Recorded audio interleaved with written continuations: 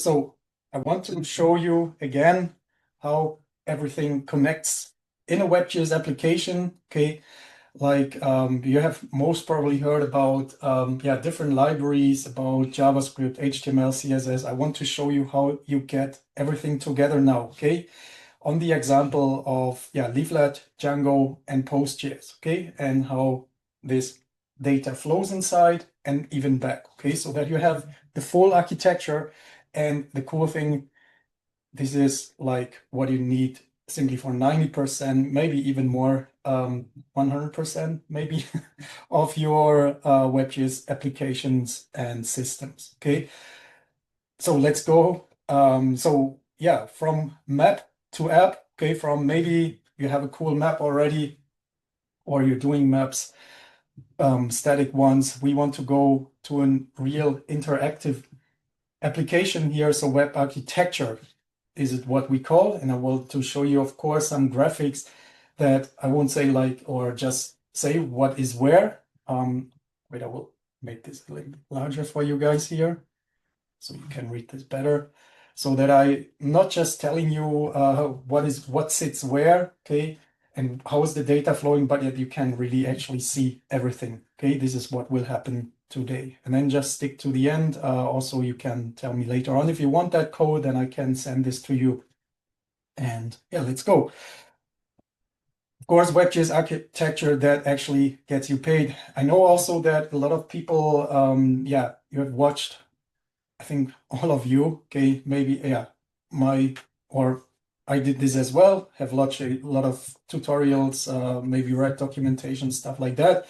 But in the end, it's like, hey, how is this all fitting really together here? Okay, and this is exactly what I want to show you. Okay, so for me, it was like this in the beginning, and then I learned all of this stuff and created applications for now 15 years. So let me show you how this actually works. Okay, so the goal of this session is, to give you simply a clear structure, okay, for how modern WebGIS applications actually work.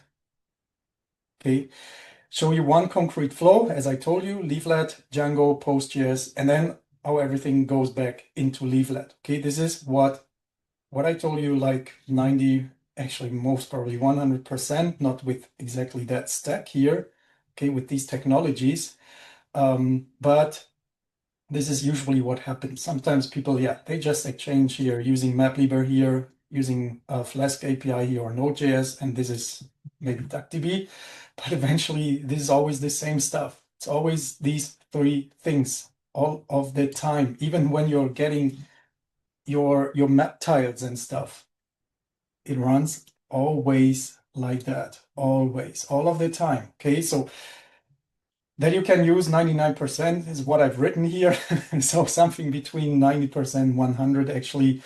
I don't want to put a number here, an exact one of your WebGIS applications, but you see this is like happening all of the time, actually. Okay, maybe, of course, sometimes you don't have a PostGIS database, but you have actually a file of something, okay, that you want to talk to directly. Then this is maybe, for a little app, this can be 1% or something like that, but actually we often have data in our PostGIS database. So then, of course, I want to answer some common questions. Okay, here just two questions like, can I use other front-end libraries or back-end frameworks? In the end, I will talk about this again very quickly. Okay, actually, I've told you already, you can exchange it, yes. So why do I even need Django or backend? Why not talk straight to the database like from the browser? Okay, I will clarify this for you guys as well. Just stick here. So who's this session for? If you're a JS person, JS lover, basically, and environmental scientist, planner, okay, this is exactly for you. If you have already touched some Python, some JavaScript, something around WebGIS, then this is perfect for you guys, okay? And even if you're just starting out, I'm pretty sure you will take a lot of crazy stuff out of here and then can move even better into where you actually want to go. Okay, so you want to move from just tutorials to actually real apps, okay, that you can use for your work, for jobs, or starting freelancing, for getting more freelancing gigs, okay, stuff like that.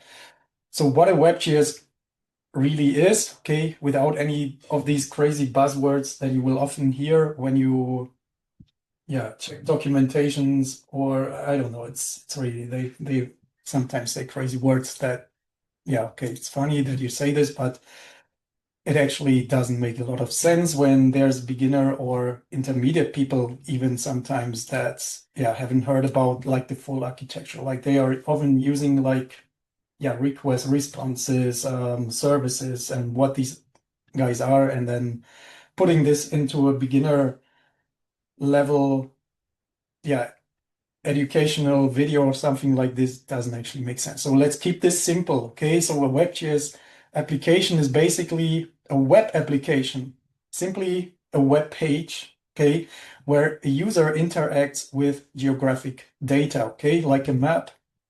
You have some layers, you have features through a browser, okay, while a backend and the database handle data storage, logic, and the access very often. Okay, so for you, for the beginning, just the data storage is interesting. Of course, the logic simply means like, hey, what is it doing? How, like, what is the code? What is like, is it spatial analysis? Is it just grabbing data from the database and sending it to the front end? Okay, and access is basically where you define like, hey, who has access to this one? Do they have to log in, or do they just have to use even just my web page? Okay, and not just like put it anywhere in the browser or something like this, the URL to grab, or to put it even in their application, okay, that you can use a URL there. Let me quickly show you what I've created here for you guys today. I hope I click the right button. I have something here created. Okay, you will see totally the code as well. I will explain you so that you can fully understand. But this is basically a cell tower application where you can click on this, you get the names, you get the status, okay, maintenance, priority low or something like this one has is offline, priority high, stuff like this. And then you can change their status. And I want to show you how you can do this, and not just on this example, but really I will tell you like how you can do this with other things totally as well. Okay, so that you really understand the full picture today here. Okay, so let's go. So this is basically the web application that I've showed you, okay. It's designed around location, around these attributes, and then people use it in the browser, okay? And the core question usually every WebGIS application answers technically, okay? Maybe you want to know also what are examples for WebGIS applications like Google Maps. I think it's the biggest one that most of the people know out there. Also weather applications, your satellite download platform. This is also a WebGIS application in the end, okay? There are like your taxi app even, okay? Wherever there is a map inside and there's some location data inside it, it's already a WebGIS application, okay? So the core questions every of these app answers technically, okay? Also business-wise, I will show you something of that in the end so that you are not just creating some stuff in the future, but that you're creating something real and not just go to an like interview and you show like a fun tutorial app or something that no one cares about, but something real, okay? So basically the core questions is what data are we showing? Okay, so like points, lines, polygons, attributes usually. Okay, who can see it, who can change it, who has permission basically to that? What can they do with this? Okay, viewing, filtering, creating, editing, exporting. Okay, where does it live, the data? Okay, in databases, is it just in files? Is it actually in another API, like from another weather API or flood or whatever API? Okay, what other people actually give us? And the cool thing, it's always like this. Always, even if you take your weather data like from Open Meteor guys or something, it is always the same flow around. Okay, you always have a front end, you always have a back end, you always usually have a database. Of course, sometimes there can be files simply also instead of a database server. Okay, something like that. So how does it sync, or how does it stay synchronized even when people edit or something from the you're editing something in the front end and you're sending these updates to the database. So how do you synchronize that? Okay, we will clarify all of this as well today. So basically the core architecture, you've seen that it's always like the front end. Okay, let me draw this simply. Here is the front end. Okay, front end. And this actually is all like the server side, we also say, or the backend, server side or backend. And then we have a database here. Okay, sometimes these guys are actually together, like that we have on the server side, we have our backend part like Django or Flask or Node, and even the database is on the same server. Okay, like for today, in the demo that I have for you guys, I will show you or this is actually everything here on my computer directly. Okay. And of course, I can simply load this up to any server, pretty easy and quick.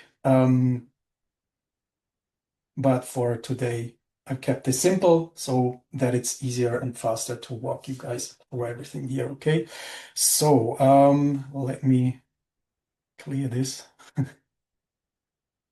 Work. Yep, no. Okay. So what do we have? Basically, this graphic that you see here, it is from Alvaro Roca. He's a professor somewhere in Portugal. Okay. And I found one day when I wanted to really study deeper Django, stuff like this, I found his graphic, and I found this the best one that you can find out there in the web. Okay, because it really has the most important, the most crucial parts of when you want to use Django. Okay, and you can use this simply, as I told you, Node.js works pretty much the same as you can see here. But for example, this part here in Node.js, it is contained within this part. And what these parts are exactly, you will learn in the next few minutes. Okay, so how should we start? The best here that it's simple for you guys. Let's simply start with the front end. Okay, some person puts in here a URL. Okay, like that URL. For me, it's an IP address, simply 127.0.0.1 and a port, okay, 8000 simply, okay. And I could write like index.html afterwards or something like that. If it would be like an index.html web page that I wanted to get here from this server. This is actually a server that runs in this moment on my computer, okay. I can, as I told you, I can put this really now everywhere. Could quickly load this up to like Vercel or Netlify or stuff like this. This would pretty quickly work, or Amazon Web Services, even something like that. I would get a domain from these guys and then I would use that domain. Okay, for now, I'm simply using that. And as soon as I put in this URL here, a request, let me make this even bigger for you guys. A request is getting sent to my server, okay, that is right now on my own computer, okay, so all of this stuff is now on my computer, but usually you have like your own computer somewhere. This is a server that is somewhere. You don't even need to care where it is exactly. Can be a server from Amazon guys or from Vercel guys or whatever, okay? And then you send a request simply by typing the URL. The server will receive that. Then it knows, there's a Django application. Okay, I will forward it to this one. Okay, so first request goes to server. Server sees what it is, takes this, sends it further to our Django application. Then there's a URL spy inside. And this is a Python file, actually. Okay, simple Python file. And it takes our URL and says or sees what it is. Let me see. I want to actually click here on my screen. So the URL spy is this one here. Okay, so when I don't type anything afterwards, after the URL, this is what that means, then it's getting forwarded to my views pie. Okay, and this is, in this case here, it's simply a module. Okay, like in simple words, which is totally fine to use it. It's simply a Python script. Okay, and there is a function inside called mapView. So here is the views pie. Okay, this is the views pie here. When I click on this, you will see there's a function inside mapView. And this one actually takes the web page that I've created, map.html. It's this one here, okay, the one that that you have seen in the beginning. Takes this one,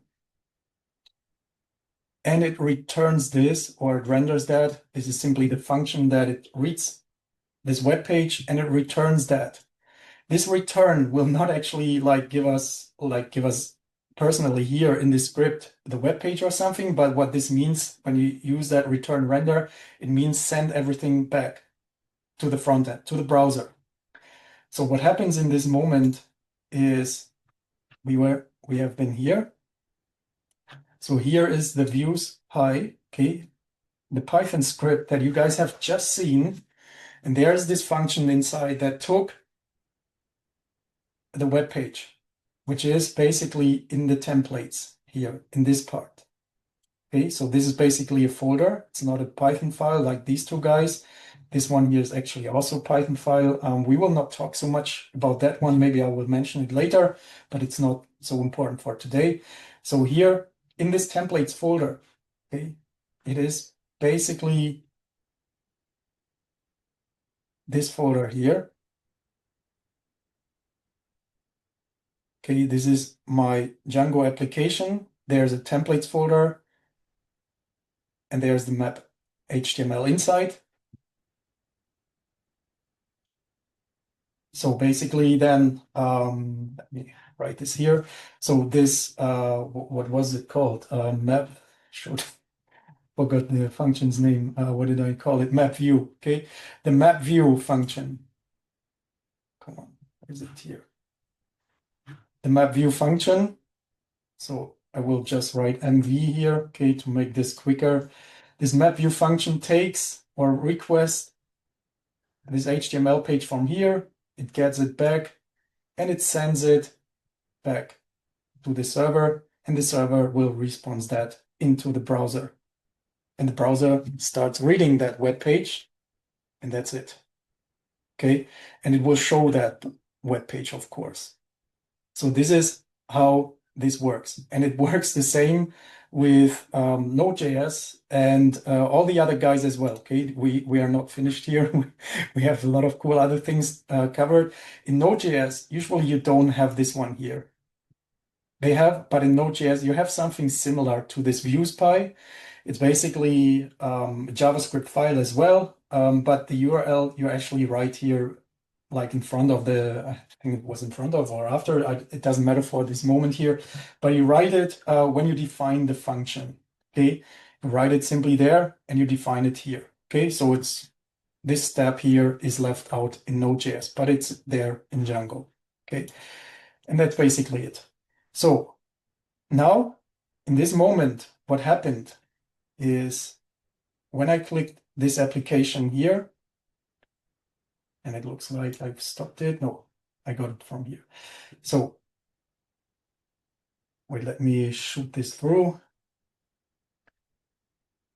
A request is going back to Django.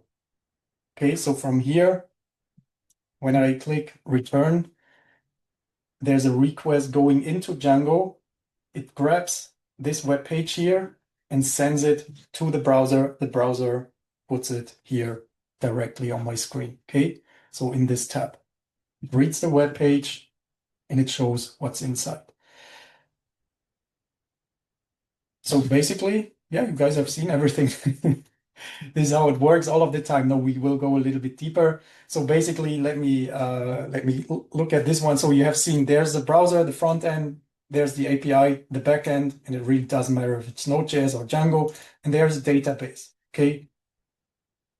For us today, it's PostGIS, but you could also use DuckDB, MySQL, or whatever. Okay. For today, I want you to see how these pieces talk. Okay. And don't memorize, like try to memorize every line of code. You never actually memorize code or shit like that. Okay. You don't need that. You will get the code. Even if you want it afterward, just let me know. Okay. Write me a DM after this session whenever you want this code. So then or this one here, the front end is basically, it runs in the browser, displays the map, okay, sends the request to the backend. Like, hey, give me the features, give me the web page, save these changes, do these analysis and stuff like that, okay? We will go deeper. I will show you another example, which is, of course, then more JS related. But let's go quickly through that. Then the backend, Django in our example, okay, it sits between the front end and the database eventually. It exposes an API or URL, like give me the features or give me a specific features like 123. Okay, checks the input, the rules you gave it, talks to the PostGIS database, returns a GeoJSON or simply a status back to the front end. I will show you exactly how this all works. Okay. And then we have the third part. Okay, number 3 is the database, PostGIS database for us today. Okay, stores spatial data. This simply here, this is pgadmin 4. Most probably you guys have seen this before. Let me see if I can make this bigger. No. Most probably you guys have seen this before, or those who have worked with PostGIS or PostgreSQL, most probably have seen pgadmin 4 and a table inside. Okay, this is basically the table. It has a name, like with the towers that we have in Berlin. Okay, it shows the status. Simply, if the tower is operational, it needs maintenance, it's even offline, stuff like this. What is the priority? Okay, and it has, of course, a geometry. This makes it PostGIS eventually. Okay, so that we can use here GIS data, so location data inside. This is basically the table that I have here in my database and that I'm requesting from the backend. Okay, so let me take this out. So the second thing, let me show you quickly our application. Forget about the other guys here, left and right. They don't matter for this moment. Let me just make this really small so you don't get distracted. I hope it's big enough for you guys. I will make it even when it's too big. We might lose the overview here a little bit. So basically, in our web page, we have the title. Okay, this is the stuff that you see in the tab, for example, of your browser, which is also important for Google and stuff, okay, to index your web page, your WebGIS application if you want it. So then there's a style sheet from Leaflet, okay, so it defines like these zoom buttons, for example, for Leaflet. Then we put Leaflet inside that we can actually use Leaflet in order, yeah, to create this map that you have seen. There's some styles, okay, that I say, hey, the map inside should be 100% in width, in the width and in the height. Okay, so that we see it over the full screen. I want a legend inside that we simply position absolute, okay, like above the map even. And it has a little bit distance, like from the bottom of 20 pixels and from the left 20 pixels. Okay, this is basically it. Bottom 20 pixels, left 20 pixels. Okay. Then, yeah, some other stuff. There's a button that you will see later on that I've styled a little bit for you. And then we have the body part of our HTML. Okay, the body part is basically where the visual stuff goes inside. Like this is for us, a container, like a div with the ID map. We need that ID in order to say, for example, or to tell Leaflet here later on where we create or where we say, hey, Leaflet, create this map for us, where it should put that map actually inside. And here you basically use the ID of the HTML element here, okay, where Leaflet has to put that map inside. How do you know that? That you have to write this here, either go through a really good tutorial of Leaflet or yeah, simply check the documentations. Okay, it's everything documented like that. You have to put this inside.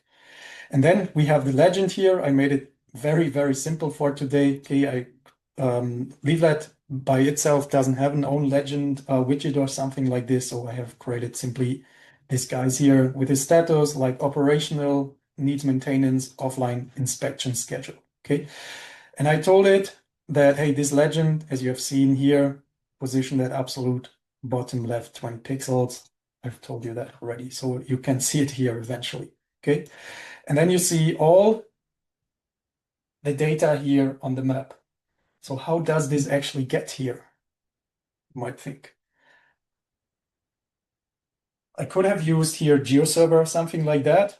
Okay, like simply loading your data up into GeoServer or something like, then you will get a URL. You can put it, you can tell it to Leaflet what this URL is, and usually Leaflet can load that inside in a way. Okay, or you can simply use, or what we are doing here today is I get this data directly from the database. Okay, this is also what GeoServer eventually does itself, or when you're using ArcGIS Server, ArcGIS Online, and stuff like that, ArcGIS Enterprise, it is exactly what they are doing as well. Okay, there is somewhere, maybe you have even uploaded a shapefile or something like this. Eventually, it often goes into a database, and then there will be code, okay, that grabs the data from the database. And it's always the same as I've shown you here.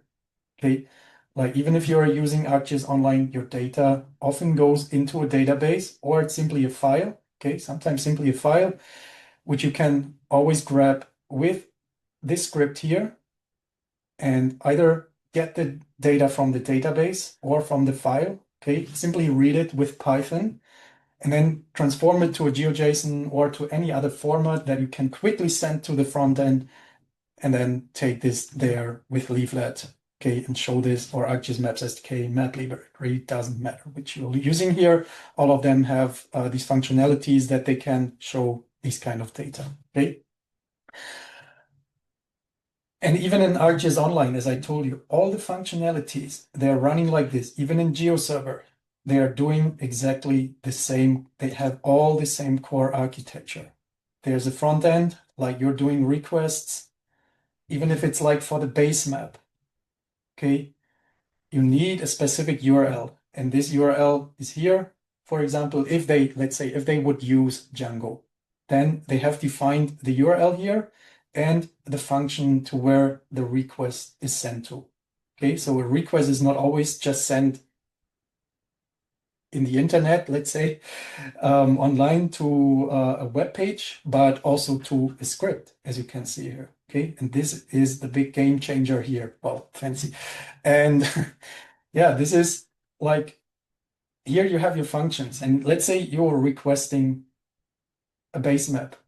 Then this script will see like, hey, what is the extent? Okay, in the request, you often like will have to then put in like the extent, the level that you're in of viewing and these kind of stuff.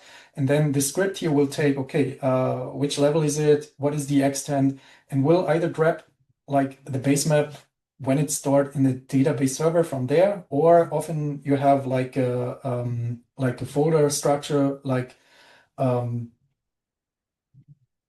simply a tile, or you have your own tiles there, okay, in specific levels with a level of details, okay, for different raster resolutions here. Resolutions? Yeah, resolutions. Didn't use this for a long time, man. So, and it will grab the exact part of this base map, okay, and then we'll send it to the front end. And they're often Leaflet or ArcGIS Maps SDK for JavaScript. They will take these tiles and they will put it on our map that we have, like on our map div that we have inside there, okay? You can totally program this for yourself. But these cool WebGIS libraries, they're taking away this work from us so that we don't have to reinvent the wheel all of the time, okay?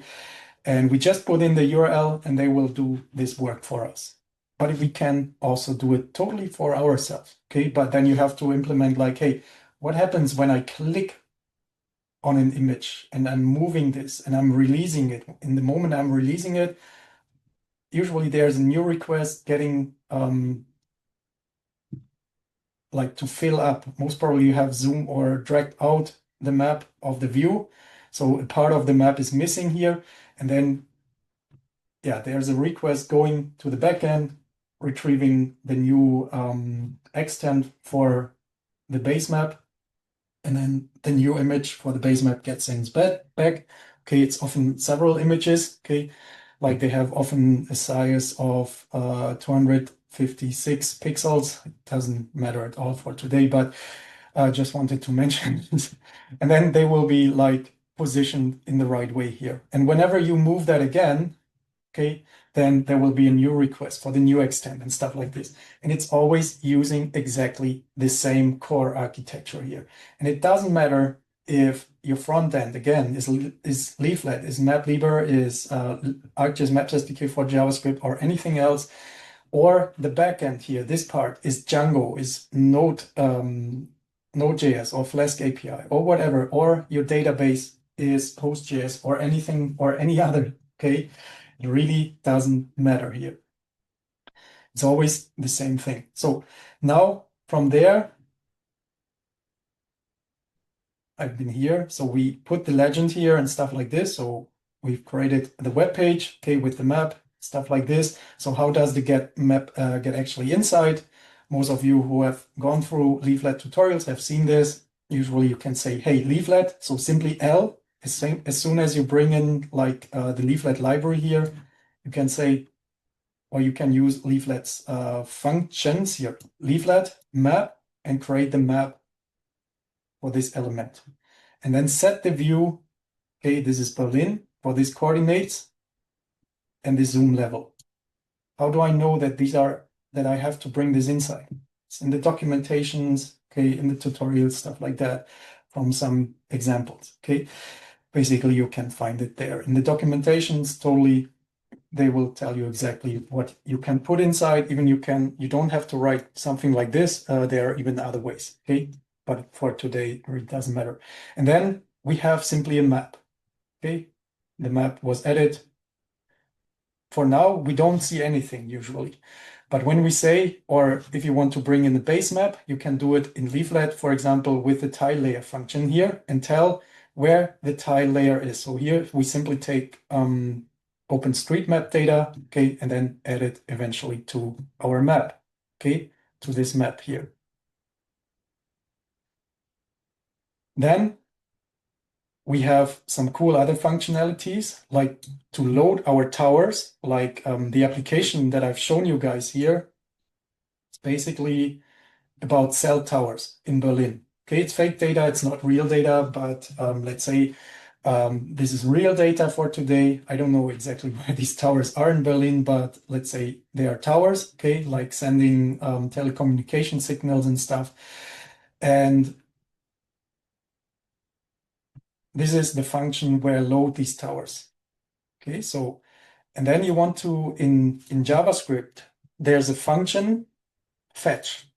Okay, this is a default JavaScript function, basically. And you can give this a URL and say API towers. Why do I know that I have to put this inside here?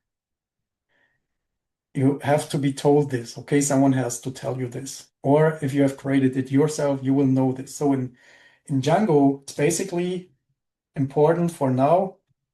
Let me bring you guys here that you understand this graphic.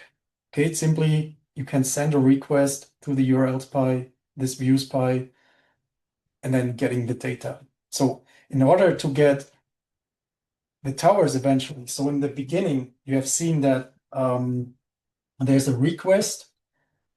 When I type this in, there's a request sent to this part. Okay, so if I type nothing like after the domain or the IP address, then the request will be sent here to the views map view function. Okay, and this is this one here. Views py map view function. I've shown you that. So it takes the actual web page, the map HTML, the one that you see here. Okay, this is the map HTML, and it sends it to the front end so that you can basically now see the web page. In the moment it gets into the front end, the browser will start reading your web page from the top to the bottom. Okay, blah, blah, blah, blah, blah. Okay, cool stuff. I have to put this on the map, or basically on the web page. Oh, here's a script. Okay, now I understand. This is JavaScript. Okay, let's go. Let's interpret that and do everything what the user wants here. Okay, let's Leaflet create a map and set the view to Berlin and zoom level 12. Let's put a tile layer there. Oh, here are some functions. Cool. Load towers. Yeah. Mark operational, another function. And in the end, the user or the guy who wrote this script, this was me, says, hey, I want to load these towers. Okay, for now, you know, we are in the place or in the situation that only we have our web page there with the leaflet map and the base map inside, nothing else in the beginning. In this moment, here it goes into that function, so load towers, which you can find here, and it uses this function fetch. So what I say here now is, hey, actually load me my towers actually from the database. Okay, so how does this happen now? This happens simply when you say, or when I write this API towers, and in the URLs pie, I've defined what API towers means. It means forward this request, or yeah, this request to views towers GeoJSON. And this is inside this script. Boom. And here is the function towers GeoJSON.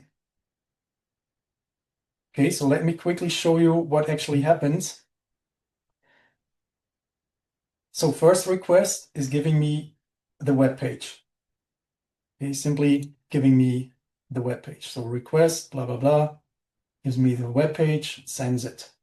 Then the browser reads everything from top to bottom, comes to the load towers. Okay, and inside there's another fetch, and this fetch in JavaScript will send a request again to the server.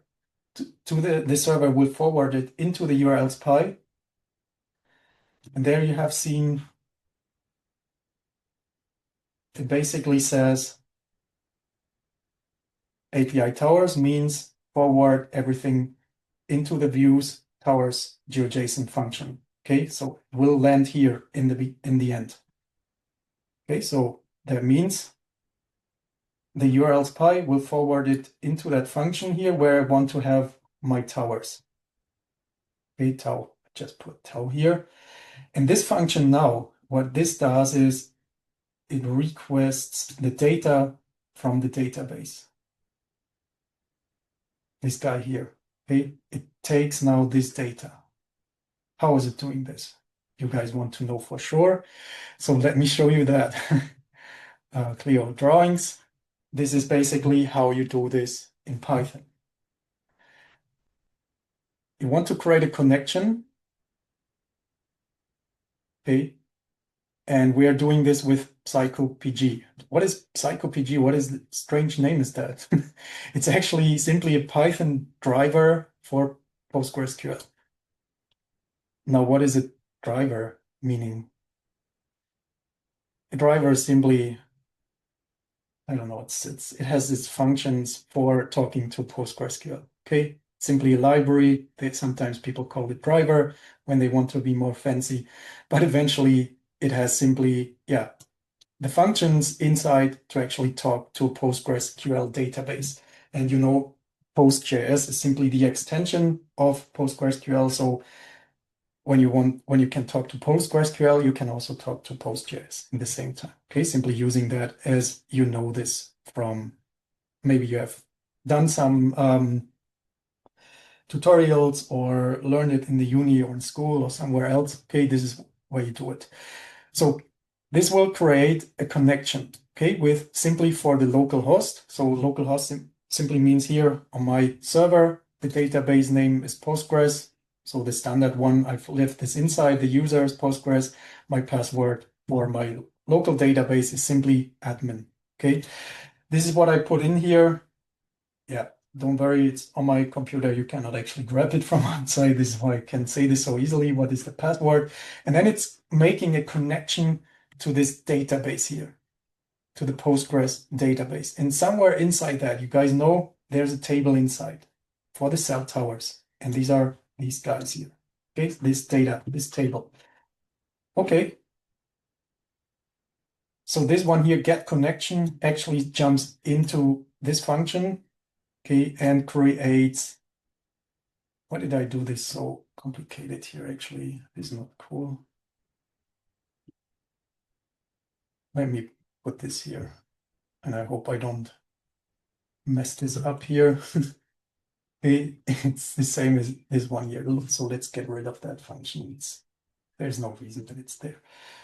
Okay, so this now, PG, okay, I take this driver or simply that library here, and I say with this function, hey, make a connection, create a connection to that database that I have here, okay?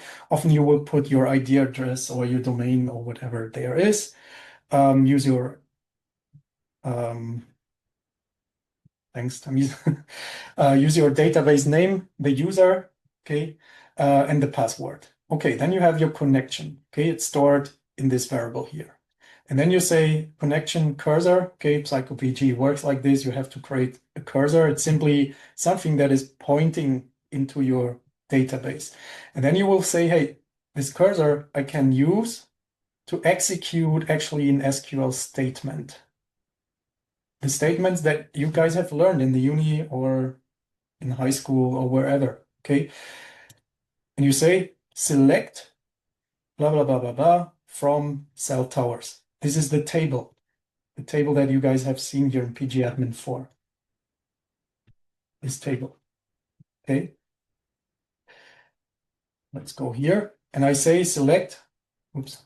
And I say select JSON build object. This is a function actually from PostGIS, and it allows you to create a GeoJSON here in this way. Okay, I simply say JSON build object, and I say, hey, make a feature collection, put in the features like from everything that you're requesting with, yeah, type feature with this geometry, with these properties, ID, blah, blah, blah. Okay, so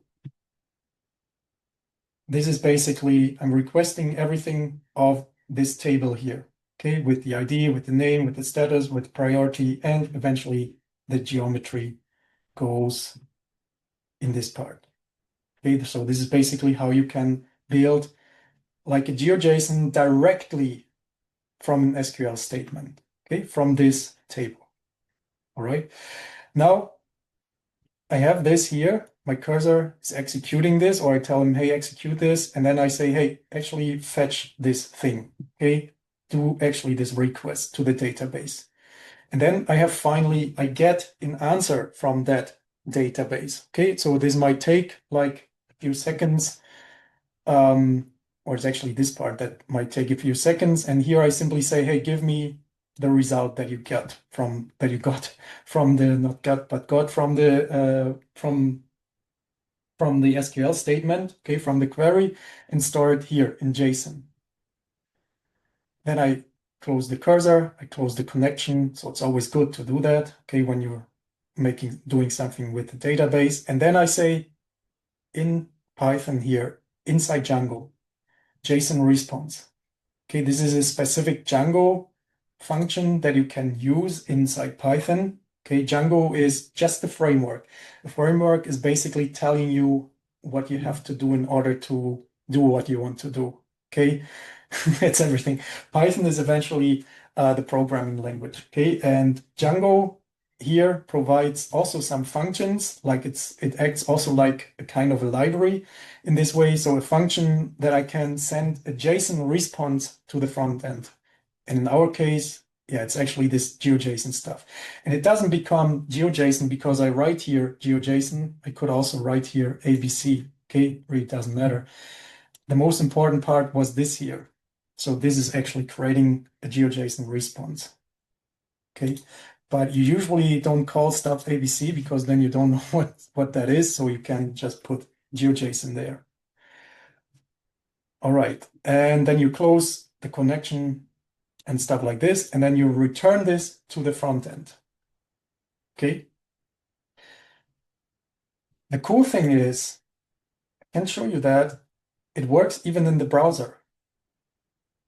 So this is an API that I did not just create for JavaScript, or cannot just use in JavaScript, but I can even use it in the browser. So when I go here into my application, and I type this here, needs a slash there, then I get all the towers back as a GeoJSON. You guys know this, right? So it's a feature collection with features. This is the first feature, second feature, and stuff like that. Okay, this is always how you can check if everything works already. Instead of pushing everything directly in JavaScript or something, you can see, okay, works, get the data back. Okay, then let's see how this goes into JavaScript. Okay, so here, this fetch, why didn't I write the domain name or the IP address in front of that? I don't need to, because basically it's the web page pointing to that. Okay, so this is a relative path here simply. And this is okay that I just write it like this. So whenever I use fetch, automatically this function here appends the domain name or whatever. Okay, and then, yeah, it meets the right server and the right domain, and yeah, gets into Django where it's supposed to go. Okay, then this fetch function is actually called a promise. So promise, you always continue with it then. Okay, so when you did this request, then means here when you got the response, then put this as JSON. You guys might think now, hey, but it's already JSON. Not completely, because this response, so this is actually what this returns here. What this returns is simply text. Okay, so you cannot use this directly. I just see I have an error here. Let me see. We will fix this later. Doesn't matter for now. What did I save something? Let me see. Here. Oh, I did the same here. This is why it happens. It's actually more important for later. You guys don't see this in this moment. It's not important. Ignore this just.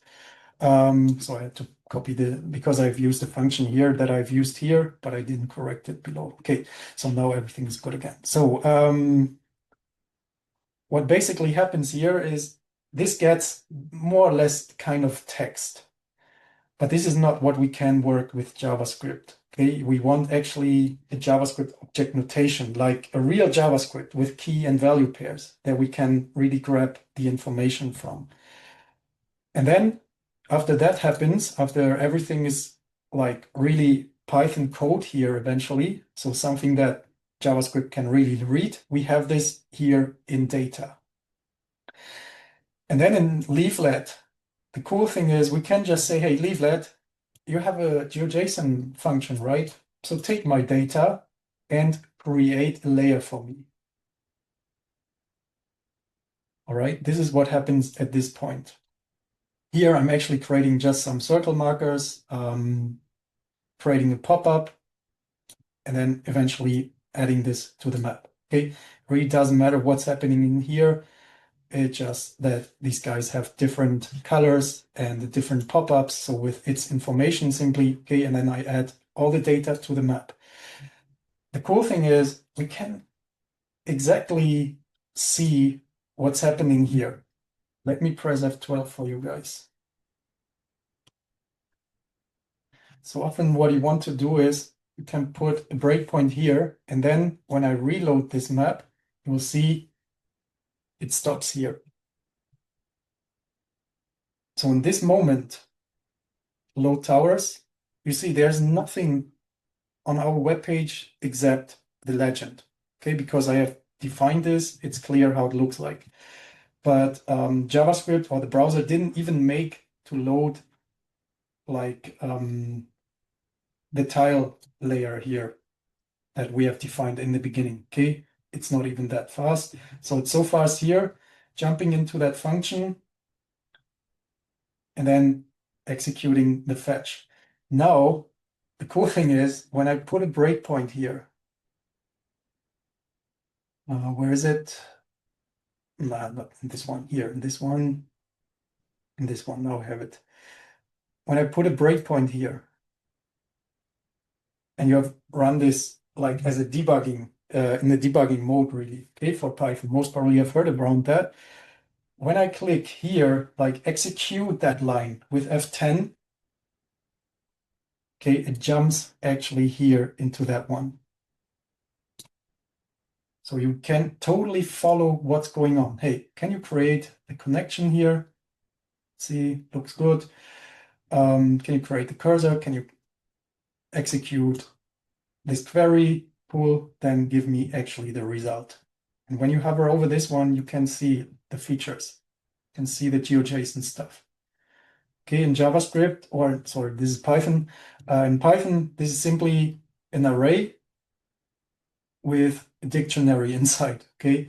Like with key and value pairs. You see, that's basically the translation. So in all the programming languages, you usually find the same thing like in JavaScript. We have simply key value pairs like a JavaScript object. In Python, that's simply a dictionary. Same counts for C++, C#, and all the other languages. You will always find a, how do you say in English, pendant? I don't know, this is more French, but you know, like the same thing in the other language, okay? So it's always enough when you learn actually one language, you can quickly change to another. Then here we have the GeoJSON, okay? And then here we say JSON response. So let me go into the application before it actually jumps inside.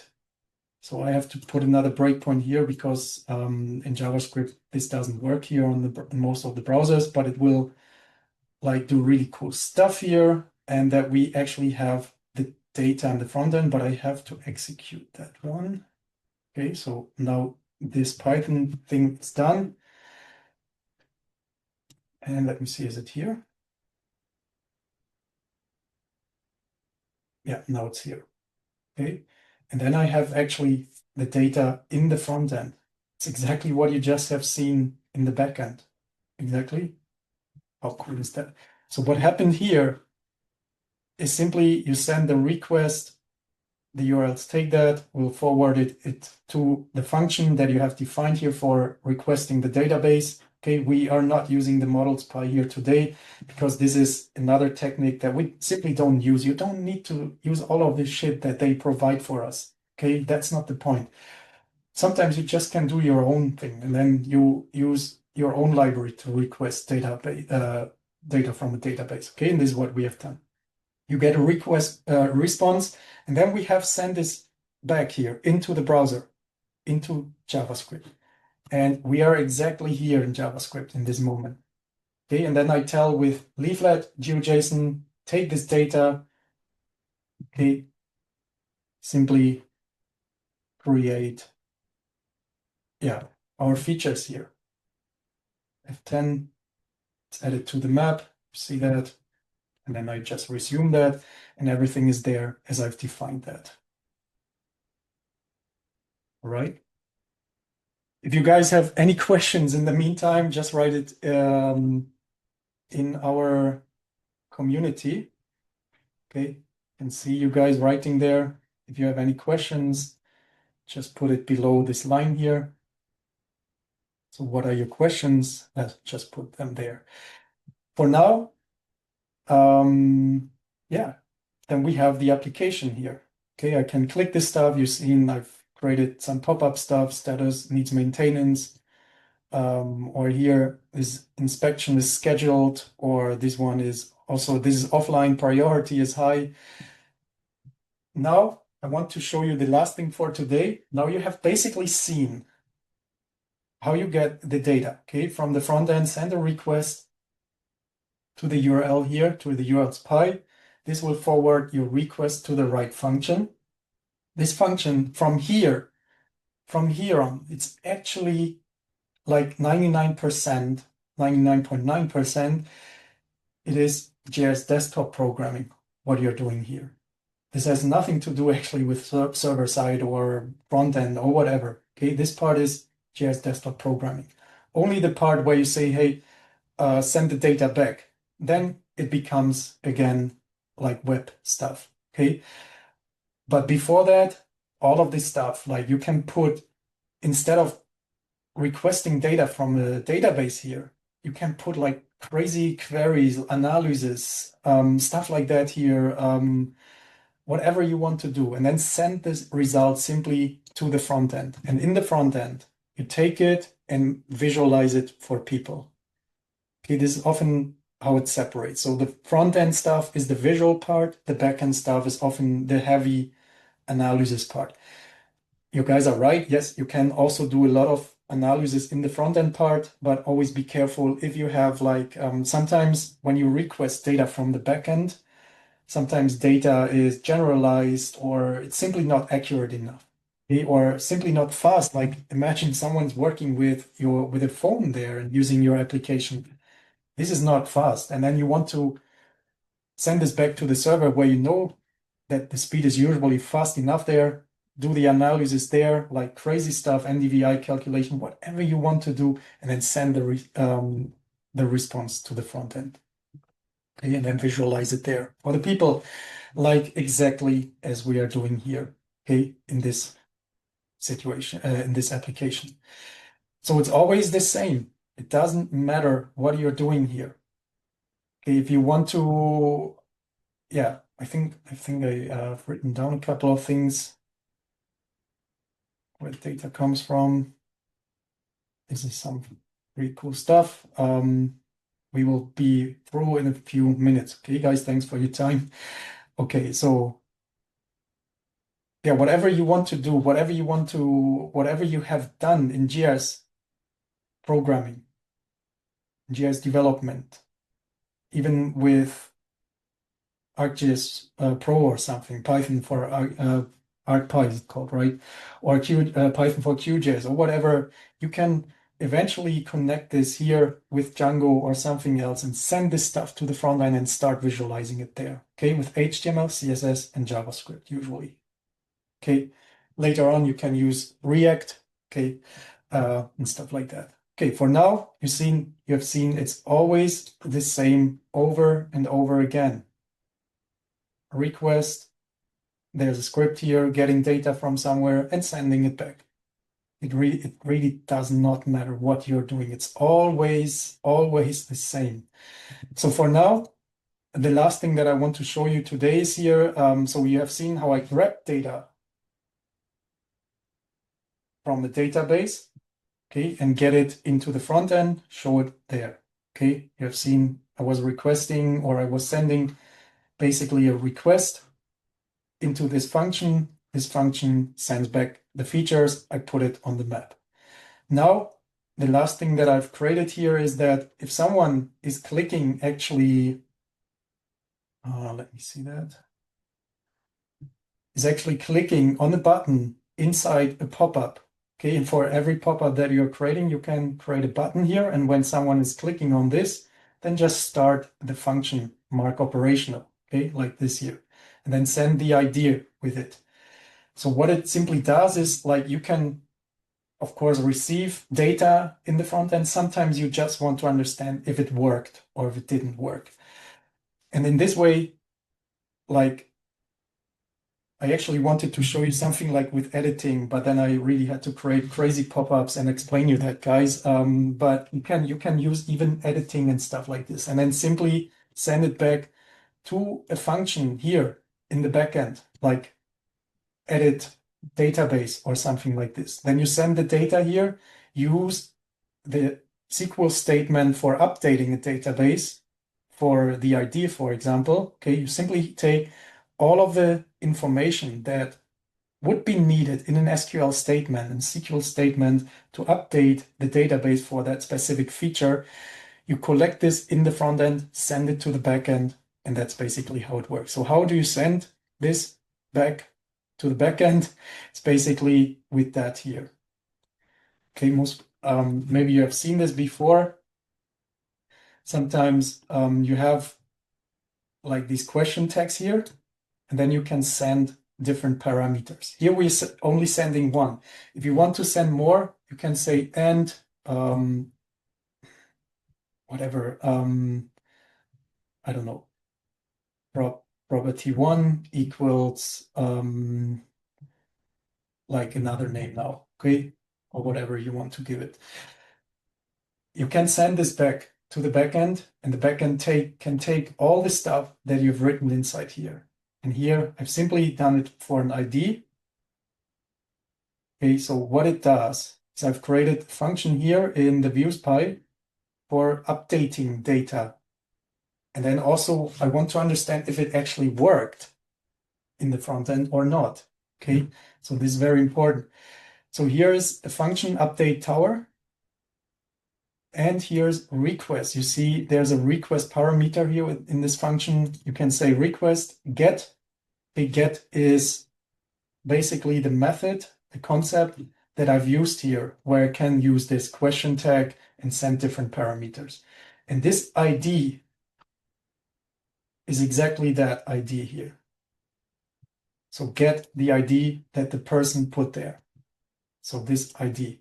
And this ID again is like where this function is called. It's coming from here. And it's basically the ID from the feature for that this pop-up was created here. Okay, so P property, so feature properties is basically P.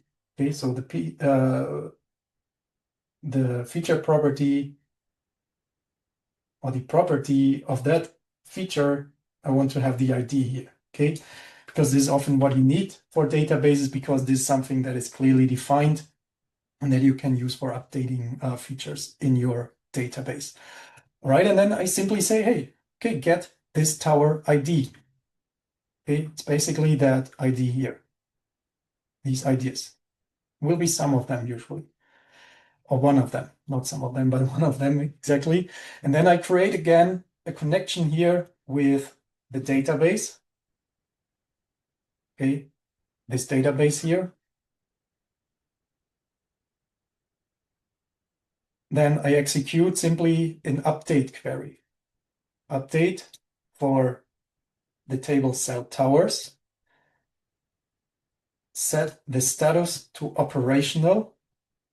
The priority, set it to low because it's now operational. Everything works again. Okay, I've made some very specific thing here. I will explain you in a second, where the ID is exactly the tower ID that we have defined. Okay, and then commit that update, like do that update, and then close the cursor, close the connection, and then send simply to the front end if everything worked.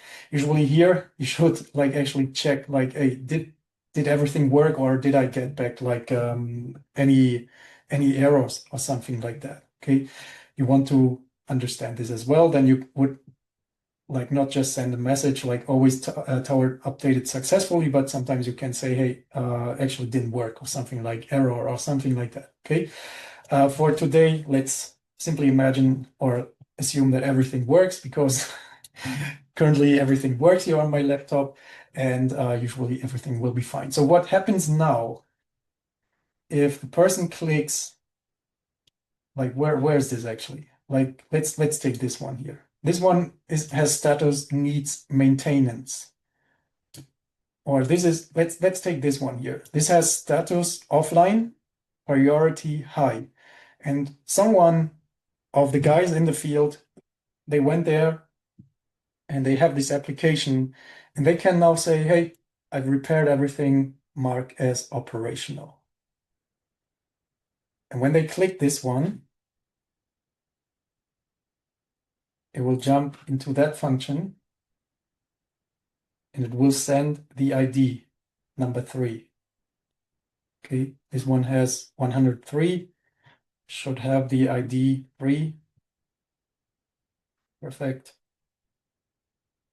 And then it's sending the request to API update tower with this ID. So URL-spy update API tower with that ID. So it's forwarding this to views by update tower. Okay, update tower, where's this? Exactly here. And usually there is an ID. If someone doesn't give an ID, then this one will be usually empty. So make sure that you send the right stuff here. Okay, of course, in the front end, you can always check it. Also in the backend, if there's actually no ID, then you can send back, hey, you forgot the ID. So I don't know, make sure you send the right stuff here. Okay, then this one, let me put a breakpoint here and execute that line here on the front end.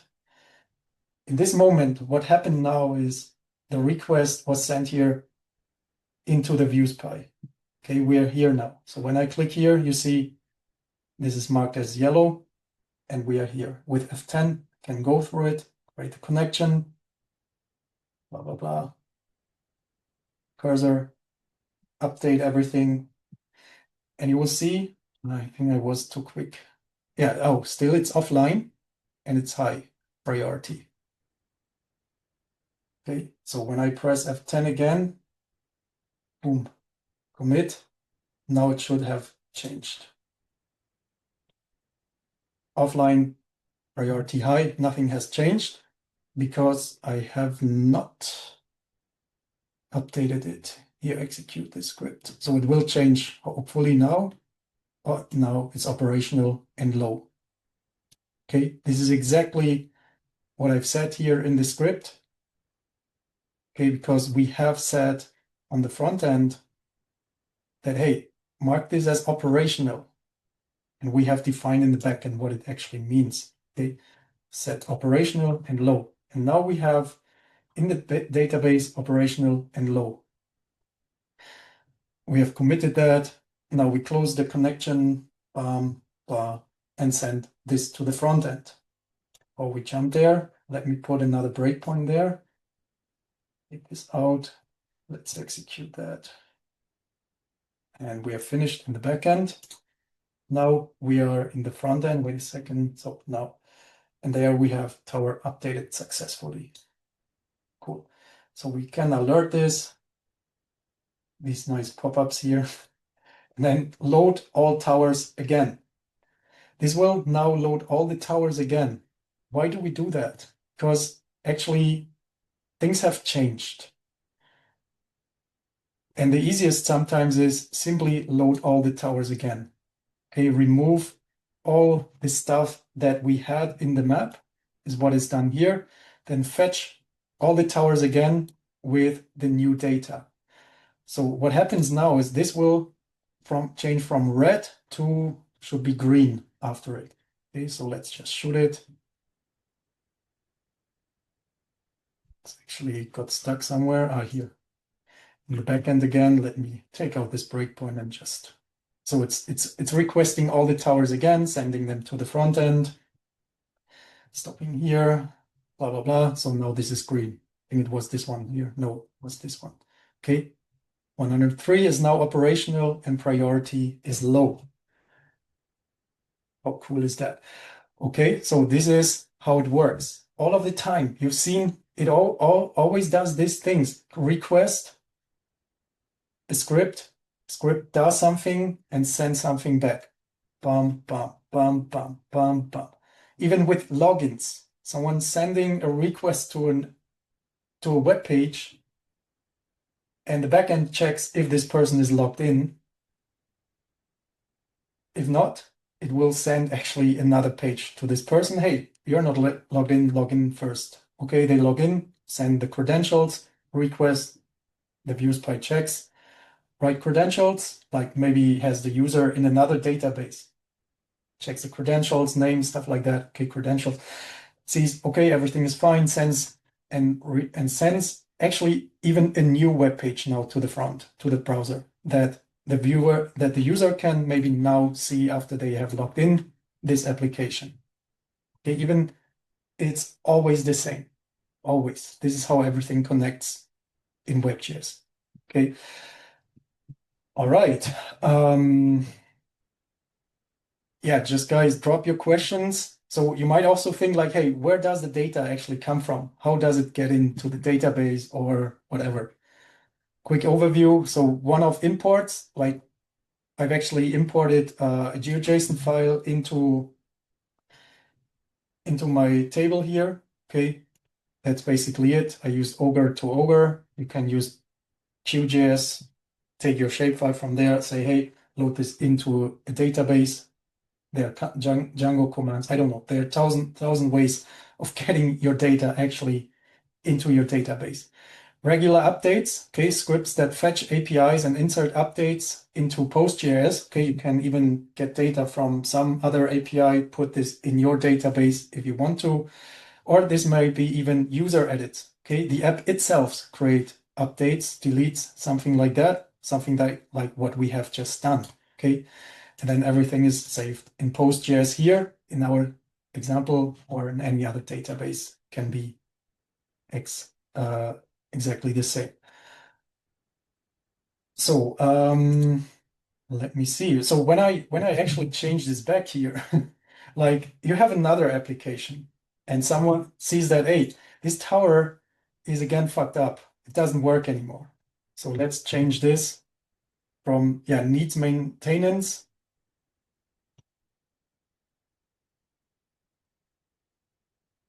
This is not cool. I did change something else. Like, what is it? Let's say take it offline again. This is cooler. Okay, take it offline. And the priority also gets too high again. Then I have to change this here quickly. Okay, I could have done this with SUR statements, of course, as well, but for making this quicker, offline high. So someone else has changed it back because they see, oh, it's not working again. And then they come here, reload the page, all these breakpoints, and they see operational low. It's still not correct. Let me see. It was 103 that, yeah, this one was it, 103. Offline and priority again high. Oh man, guy, I've just changed it. I've repaired this. It's actually everything all right. I've just changed it. I've repaired it. Mark is operational. Okay, cool. Let's do it. Let's do that. Okay, so now everything is updated. Okay, it's again operational and priority low. Again, here I can also say, hey, update this again. Then you will see this goes from offline to operational low. Okay, so this is how you can even connect other applications also to this database. Okay, they're working at the same time on this. So let's go back. Very long session, guys. Thanks for sticking with me so long here. Okay, I think that's not so important. So what apps are actually using this flow and you can actually get paid with that? Like this is great for field inspections, like basically something around what I've just shown you.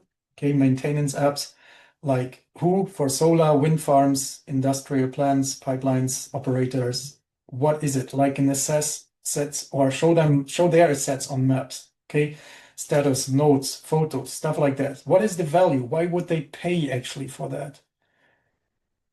Fewer missed inspections, less downtime. Okay, so more satisfied customer, which is a lot of money. Okay, fewer emergency callouts. Okay, because they can see quickly what's going on. Logistics and delivery zone managers, like who is this? Local delivery service, third-party logistics, dark kitchen, doesn't matter. E-commerce brands.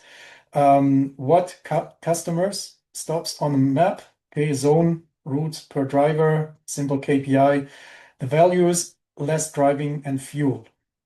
Okay, because you can create them something great, or what we have said yesterday, like there's a company, a logistics company, they have a truck with food, they're responsible for that food. They go along a route where there will be severe weather, they have to wait, they cannot drive there, flooding is coming in, whatever. You can create an application that routes them around that. Okay, something like that. So more drops per day with the same fleet. Site selection, territory planner, very high. Okay, like retails, for gyms, clinics, franchise brands, stuff like that. What is it? Existing and competitors location so that you can really analyze, hey, what is the best site here for my next business? Okay. Better decisions on where to open, close, fewer money losing locations. Okay. This is very high value actually. Okay. So this also means more money making locations. Okay, so this is what people eventually pay you for because the return on investment is very high here. Environmental, social, governmental project view or something like that. Okay, like what is it? Project size, monitoring points, impact zones, simple reports.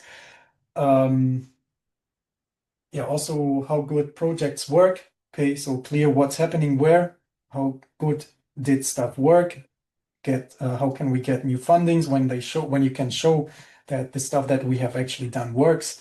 Assess and field operations map, okay, construction firms, drilling contractors, blah blah blah, job sites on map, assign crews, daily plans. What is the value? Less planning chaos. Okay, so clear workflows in the companies, which saves a lot of money. You can get more clients in, stuff like that. Higher crew utilization, fewer forgotten jobs, actually. So, because this can also be very bad. We have one guy who's doing something for elevator companies, and yeah, when they miss an inspection, that's not really cool. Okay, so all of these, they load base data into PostGIS, they get it out from there. They use Django logic or Node.js logic, okay, for querying, for permissions, and they use Leaflet or MapLibre, ArcGIS Maps SDK for JavaScript, whatever is your favorite, whatever your favorite WebGIS library is, as the front end, and then yeah, then they show this stuff to people, and people can make better decisions, better planning, stuff like this. So common questions that are usually happen is, can I replace Leaflet with React, MapLibre, ArcGIS JS? Of course, same pattern, just different front end. Can I replace Django with FastAPI, Flask Node? Yes, absolutely. Okay, actually same pattern, just different name here is more correct. So why do I need Django? Why cannot Leaflet or my JavaScript talk directly to PostGIS? This simply doesn't work. Okay, you have to have a backend. There is no way that you can talk to databases. Like sometimes in APIs, like Weather API, it looks like that you are doing this, but it's actually not that. You're always sending, like we have seen yesterday from the Open Meteor guys here. You get a URL eventually. Where is it? Here. And this part is sending a request to a script and not to a database or something. It's doing exactly what do you have seen here.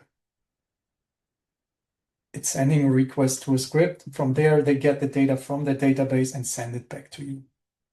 Okay, this is what happens here with even the parameters inside that I've shown you guys.